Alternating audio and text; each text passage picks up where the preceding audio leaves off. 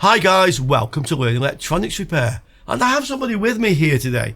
So this is Paul, who is one of the regular subscribers on the channel. Those of you particularly who watch the live stream will know him as PM Crisp. Yeah. Hello people. And hello from Paul. So Paul said he would come on video with me. Yeah. Wanted to get on the channel, and he's brought us something really interesting to look at. I've never seen these before. So Paul, what are these? Well, they're called pocket chips. They were produced quite a long time ago now. The company since gone bust. Yeah. And for some reason I put them away and never used them for quite a while. Or the one of them. Okay. And it just stopped working. I switched it on one day and it just didn't illuminate at all. Okay. And I thought, well, maybe the battery was faulty or the program had lost its memory or something. Okay. Yeah. So these pocket chips, I've never seen these. I'll just show you guys online what these things are, okay? So guys, if like me, you've never seen one of these, this is a PC World article from 2016. And it says retro tech. And this is talking about these pocket chips as being a kind of equivalent or alternative, I think is a better word, to a Raspberry Pi. So that's what these items actually were. Yeah. Sorry, the image is gone, but there we are. So that was the original article that we can see. Now, I know Paul said when he got these out, he discovered that they become somewhat collectible. So we can see on eBay, there's a couple for sale. Yeah, one here. And they seem to be commanding or requesting quite a high price. So were you surprised, Paul, to find that these were becoming a collectible item? Well, just the fact that I've never been able to buy them since the company went bankrupt.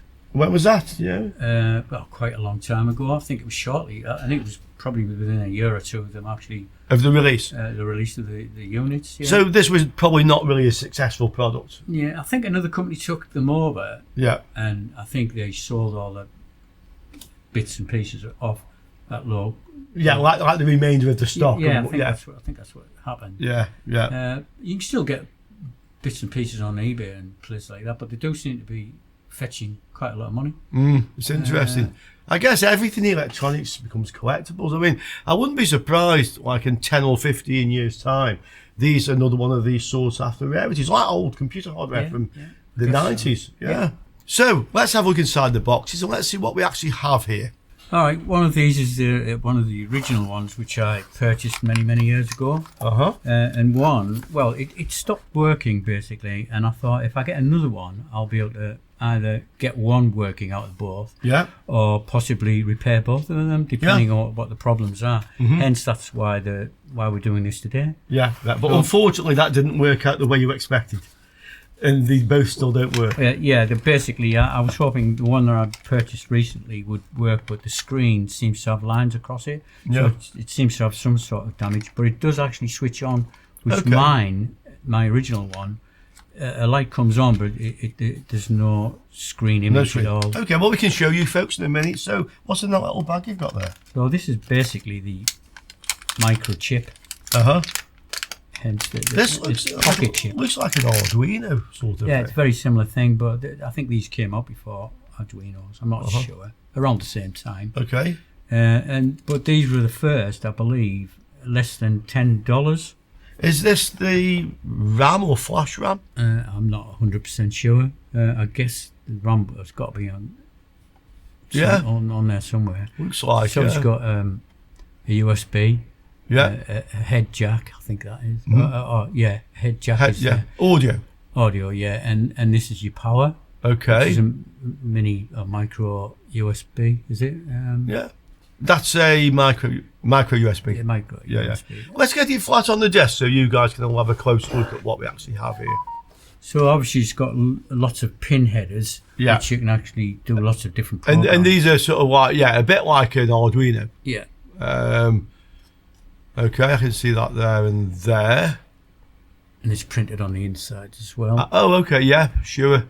And then we have... For the other pins, because the pins are either side, so it's all these I pins, see. So, they're actually different on the inside and the outside. I see it. Then This looks like, I'm not sure, I don't know this chip, AXP209. Let's see what it is. We'll look up the data sheet for that because I don't know what that is. This is RAM, SK Hynix. Is it? Right. So this is a flash memory or it's a RAM. You know, a RAM as in for program use, or it's some sort of flash type thing, so that's there. Right. This one here, RTL 8723, I think we'll find this is some sort of, could be a Wi-Fi. I think it is Wi-Fi. Okay. This here, see this one here, so sitting next to this we have 3 inductors. That suggests to me this is a triple buck converter. So generating from the input voltage 3 other voltages. Okay. 1 voltage will be for the RAM, you would think. If this was on 5 volts, this is probably generating 3.3. Okay. Yeah. Probably generating around 1.5 for the RAM, or 1.35, and probably generating a volt also for the processor. See, we have some more here. Yeah, these are also little voltage regulators. Okay. And then there's some stuff. This will be the processor. Does this all cover come off? Yes, I think it does. I think I bought this separately just as a protection. Okay, I think. Yeah. Okay, guys. So we have the little plastic protective cover off. So R8. I would have thought this was probably the microcontroller or processor. And a Samsung. This looks like a RAM chip. That looks very much like the same RAM we have on the video card. Right. This one I think is flash memory. The other one Wi-Fi and power supply, I'm sure. So that only leaves this then. I would have thought this was the processor or WinAPEX R8. Of which we can actually have a look on the data sheet. But in actual fact, I believe Detlef has just walked in, so we'll have his opinion. I brought sugar and stuff and we're recording. Okay, so Hi guys. Hi guys. Sorry I didn't bring cookies for you. Sorry. Refreshments. Refreshments. All the guys look exhausted already. Thank you. Your sugar, Paul. So we'll quickly refresh. We'll be back with you guys in a moment. Okay, so we'll add a bit of food. Det's just behind me. So Det's got the one we were just looking at, and he's going to see if he can talk to this with USB. Det? Speak to me. Yes. Speak to me, please. So he's going to see if he can get a console up and see if he can get some life out of it. Now, Paul's saying to me, you can just show the folks what we have in here, and I'll explain to you what the faults are. So, what's inside these boxes? Right. Well, the first one is mine, which is the original one. Okay. Slightly scratched screen. Okay. Which when you power it on, which is power button. Yeah. There's one light comes on, but the screen doesn't illuminate at all. Okay. So this one, the screen doesn't light up. This my original one. At the moment, I've put another module in it, which I acquired recently, and just to see if there was anything different. Okay. So it does seem to power up, and the like chip logo appears in the middle, and that's as far as it goes. Can we show everybody that? Yeah, I can power that up and try it. Okay. Just get it flat on the desk so we can see it. So I'll power it up. There. Okay. So, okay. So it's powered up there, and it's got the chip logo in the centre. But nothing else happens. And then what should happen is it should show up welcome. Okay. And then it'll go into like all the features, I believe. Okay. So, but it just stops there. It just stops there. So you have 3 of the little modules, 3 of the computer modules. This is the one I acquired recently, which is seems to work. But hangs up at this point. Yeah. Okay. And then you have another screen. Yeah. Which is the one I acquired recently. Okay. Which doesn't have the scratch. With the chip that I've got and the one that has got scratch on. Yeah. Belongs to the to this one. To the other one. Yeah. So you took the module out of this one and put it in this one. In my old. And it works. Machine. And if you put this module on this one, it also gives you a logo, but some lines on the screen. I believe so, but we can quickly check that. We can actually just turn this off. Okay. So that's all shut down. So it shuts down, yeah. And what you can do is you can take they're a bit stiff. They're quite stiff. So we'll swap these modules. So these clip out. They do. You've got to be very careful. I'll let the guy do it. That's one out. So this is the one that was working in the other screen. Yeah. We'll just take that one off for now. Okay. And you can see, folks, on the back of the screen. Yeah. All the connections there. Okay. So we'll put this one in the other screen. Yeah, so this is the one I bought not so long ago, which is the screen and the actual module. Yeah. So I plugged that back in, and the guy said, who sold me it, thought it might just need reprogramming, which might be. But what happens, I'll try to turn this on now. And I see, you get lines. A logo, but it has 2 lines on, and that's as far as that seems to go. Well, you know, those lines, they don't go to the edge of the screen. Oh, they might go to the edge of the screen. There might be a border. So it's a bit hard to say whether those lines are actually like a fault in the screen, or whether they are just effectively that's what the processor's sending to the screen. It looks more like a, to me, and you guys get in the comments below, but I think that looks more like the screen, thinking about it. In fact, think about it logically. We don't get the lines when we plug this module into the screen. In my original screen, so the lines must be on the screen. So I think the screen's been dropped or damaged in some way. Agreed. So this one seems to have a damaged screen. That could be quite really difficult to repair. But what we can do then, if we have one of these that powers up and 2 that are just blank, is we can have a look to see what voltages we see on this one, on the various inductors, and compare it with the other ones. Because what I'm thinking is, this will have a 5 volt input, and then it will generate probably, looks like 5 other voltage rails from what I can see on there. I thought the whole point of bringing both of them was to have a comparison. Exactly. We might be able to suss it out. Exactly. So I think we can suss this out. Okay, so let's get these covers off 2 of these, and we'll get the multimeter out, and let's have a look what voltages we have. Okay, guys, so we have, as we know here, one of these modules actually gives the boot up logo, or the product logo, the PocketCHIP logo. Yeah. On one screen it's fine, the other one we have the logo with 2 lines. So we can say that 2 lines problem is the screen, or something to do with the screen, or the components on that screen PCB. So we'll power this one up and we'll have a look to see what voltages we have. We'll probably have a 3.3, there'll be some lower voltages, 1.5 for RAM is a common one. One of these probably generates the power for the battery. So this is where the lithium LiPo cell plugs in. So you think one of these is probably the battery charge. Okay, let's have a look. So we'll plug this in. So it's not attached to the unit now. Det said Pipo, okay. Oh, Det's phone said Pipo, okay. So Det's still working away, trying to see if he can talk to that other one. Don't worry, guys, the coffee spill is absolutely intentional. There you go, you heard that. So, let's see. On all of the coils, this one is 3.2, that's 3.3. Yeah. It's close enough, okay. This one we know works. This one, oh, there's the 1.5. That'll be for the RAM or the flash memory. This one, 1.25.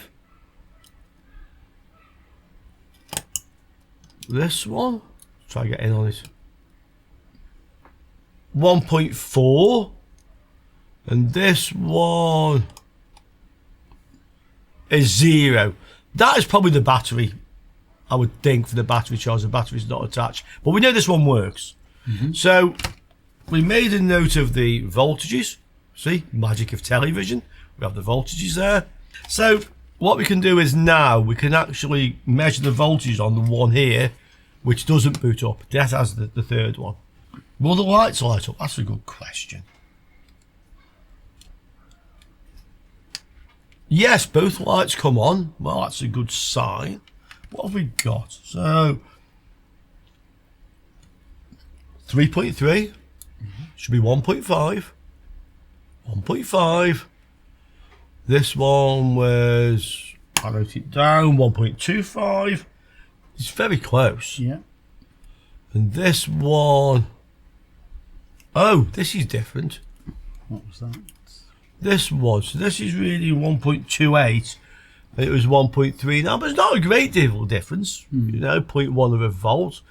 Less than that, about 0.07 of a volt difference. I think that's probably okay. And this one's 0. Yeah. So you can see that all the voltage rails are present on both of these.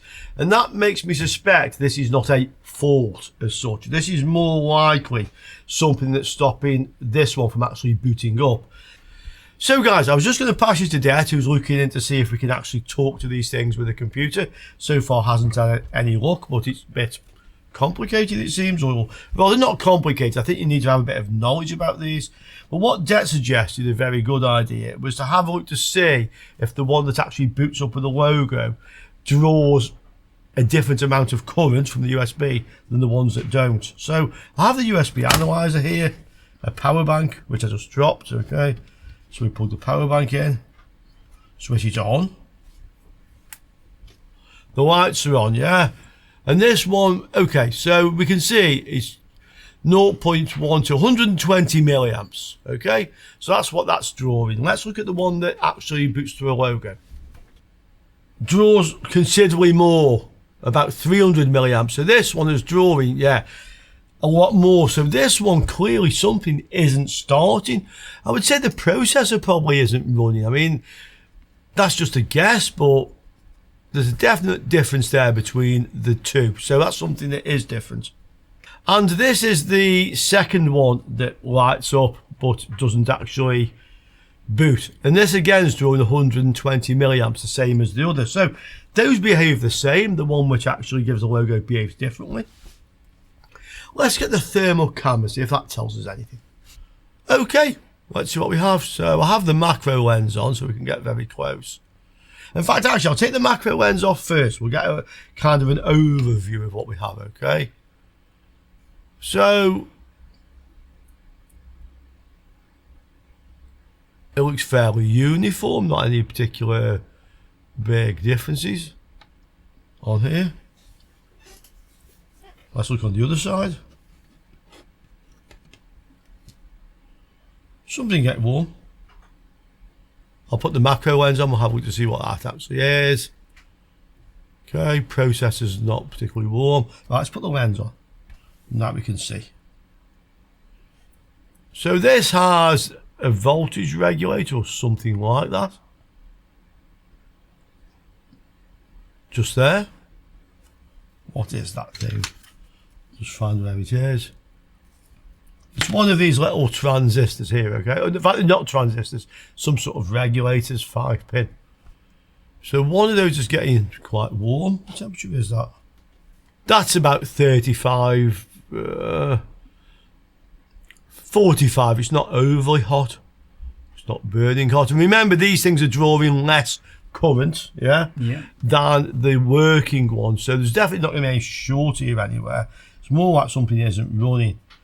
This is the processor chip. You can see the die in the middle of the chip basically here. So that's the center of the chip. Okay. Nothing much around here. Anything interesting? No. Okay, so that is the non-working, or one of them. Okay, so here's the second non-working one. Let's have a look at this.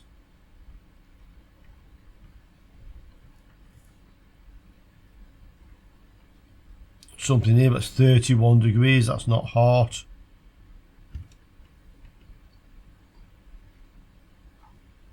Okay. Let's look at the other side.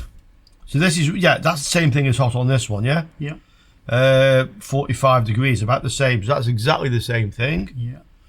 And the processor is kind of like, well, the die isn't very hot, it's 31 degrees, it's probably doing nothing. Okay, so that looks the same. Let me find the working one, which is here. We saw these on the other ones, those two showing up. So that's basically looking the same. Don't see anything really strikingly different on this one. It's the other side which seems the more interesting. So on this one, again, that one is as before, 43. But look, the processor is warmer. Yeah. And we know the processor has supply. We know the voltages are the same. So I would say that on this one, the CPU is running. Yep. And the other one just isn't running. It's idle. Like, it looks that way, doesn't it? Yeah. So, and that would also tie in, guys, the fact that this draws 300 milliamps and the others draw 120. Yeah.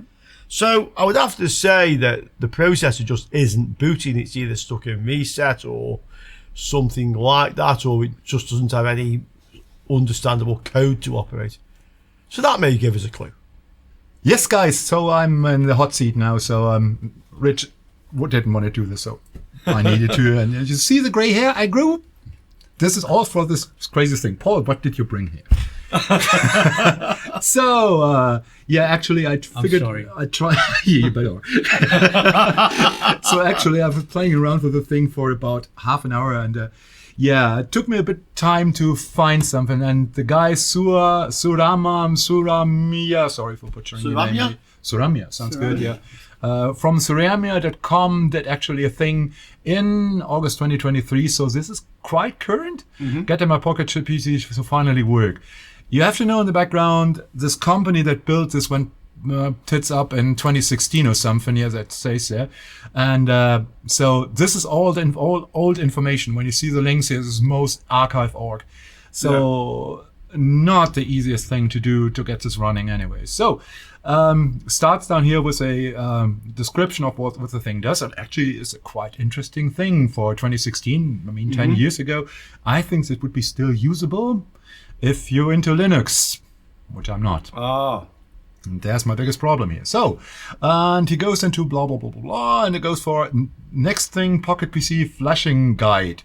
So actually, these guys were probably right. One of these things simply has lost its programming somewhere on the line. So we go to the next thing, PocketCHIP flashing guide thing. So this is opened over here. And Okay. oh, there's a nice picture. Yeah. It is. And this is from 2019, so somewhat current, so only 6 years ago. So Debian would be different. Yeah. Probably the files will be gone, but let me scroll down for you here. And just before you scroll, this is saying flashing your chip without the web flasher. I assume the web flasher was something that the original company had, which is no longer in existence, I guess. No idea what the web flasher is. Flusher. Sounds that way to me, something that is no longer around. First big turn down, flushing must be done into Linux. I know Linux. I use Linux mostly for data recovery or partitioning stuff, but I'm a user here and not a admin. And let me scroll down for you. So this is what you're going to need to do. Download.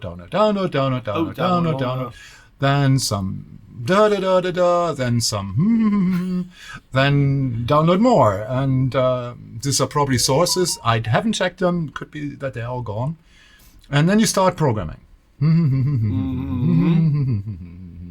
We're not done. No. Oh. This keeps going. Yes, this keeps going. And this is when I said, Paul, sorry, mate. As nice as you are. Yeah, I would have thought that. I mean, is there somebody on the internet might have actually downloaded this onto a USB and upload it onto the? You know, this thing, would be possibly. my hope, because normally you say, okay, this thing has a bootloader, so you can normally, like an RP2040. There's a chip you connect to. RP2040? This is a Raspberry Pi thing. Okay. When you want to update this, you connect two pins, boot it up like this one, and then it turns into a flash drive. Right. So you simply have a flash drive where you upload your software, drop a bin file on there, and unplug the thing. As soon as you upload this, it says, "Okay, I'm using this thing." Does its magic in there, and Bob's your uncle. Yeah. This doesn't. This needs to do all the crazy things down here. So. Yeah. And this article is 6 years old? Yeah, 6 years old. As soon as something goes wrong in here, and chances are it goes wrong in the last third. Yeah, some link isn't there. Some link isn't there, or some function changed or something. So this is probably not feasible to do. However, there's you over there, I can see, other side of the screen, and probably him as well. Don't mind the guy in the back there. Yeah, who probably knows a lot about this. And if you'd like to help a fellow subscriber, Me. yeah, PM Crisp, before these things get toasted rather than crisped. Don't run away. This guy Don't will run help away, you. because this guy will help you. Okay, so Back to the man. Back Yeah, to the man. so that was a 2,000-mile trip for a waste of time, really. see you later, guys. Yeah, but we had some fun. We did have fun. We had some fun. Lots of fun. Yeah, so we'll just keep you in the shot. You're in there somewhere. Look, he's even got. Oh no, he's here. You got reverse screen. That always gets me. These guys on the opposite sides to me. Okay, so hope you enjoyed that. I'm sure you'd like to get down there in the comments. And I will say, by the way, my family go back home tomorrow, and I'll be able to start replying to you guys again. Okay, so from all three of us, come on, Detlef, and we say ciao for now. Cheers.